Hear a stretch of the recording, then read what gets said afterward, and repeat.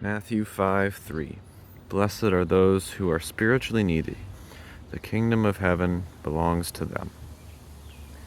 This is Jesus beginning his Sermon on the Mount, and this is also Jesus beginning the Beatitudes, which are a series of statements of people who are blessed.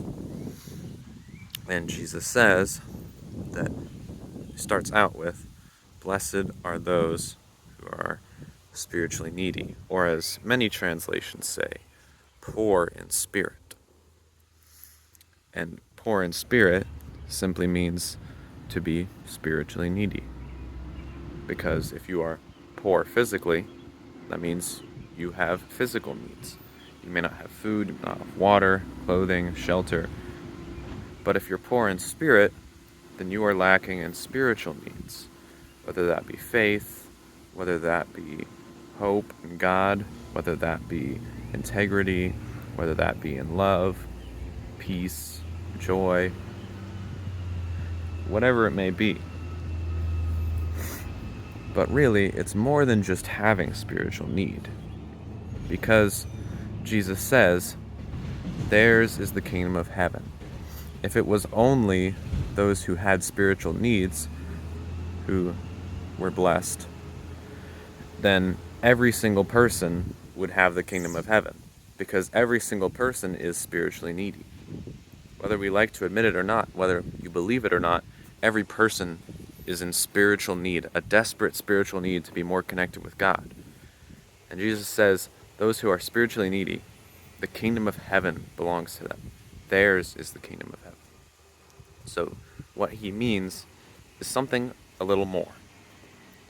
And as some other translations put it, blessed are those who have spiritual needs and run to God to have those needs fulfilled.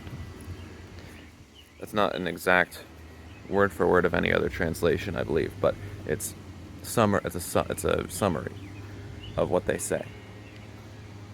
Because the heart of what Jesus is saying here is that if someone recognizes they are spiritually poor and they seek God's help, then God is not going to be stingy with them. He's not going to be closed-fisted. He's not going to be like, this human being wants to have their spiritual needs met. Fine, whatever. I'll give you your spiritual needs. No, God loves to richly bless us with spiritual blessings when we are in need, just as he likes to bless us with physical blessings when we are in need. And so, we should be able to trust in that. When we are spiritually in need, we can trust that God is going to show up. We can trust that God is going to provide, because he is faithful, because he is generous, because he is a loving Father who cares more for us than we could ever understand. We just need to be able to see it.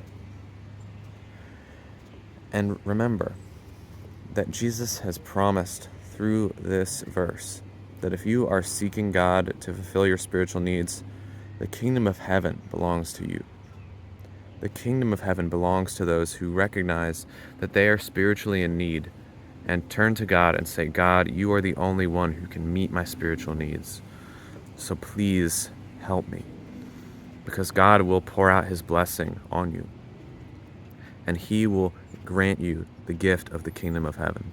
Not something we can earn through works, but something we can receive as it has been gifted to us through the death and the burial and the resurrection of Jesus Christ, when he died on the cross for us to take our sin, and he rose from the dead, defeating the power of death.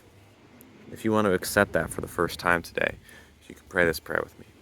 Father, please forgive my sins. Teach me to turn away from my sinful nature and teach me to seek you. Please help me with my spiritual poverty. Help me with my spiritual needs. Fill me with your Spirit and help me to seek your kingdom. Thank you that you promise to give the kingdom to those who turn to you and seek your face. Never give up seeking God's kingdom, guys, because he is going to bless you if you seek him. He's never going to turn his back on you. I promise that.